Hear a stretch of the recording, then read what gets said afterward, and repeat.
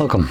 In front of me is a Redmi Note 8 from 2021 and today I will show you how you can insert SIM and SD card into this phone. Now before we get started, you will need to grab one of these things, a SIM eject tool, which comes provided with the device in the box.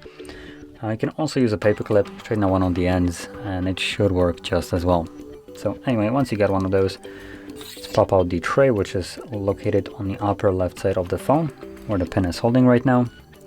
Push the pin in, and as you can see, the tray pops out. From here, take it out, and you will have space for two different SIM cards and one SD card. Now I'm going to occupy one of each.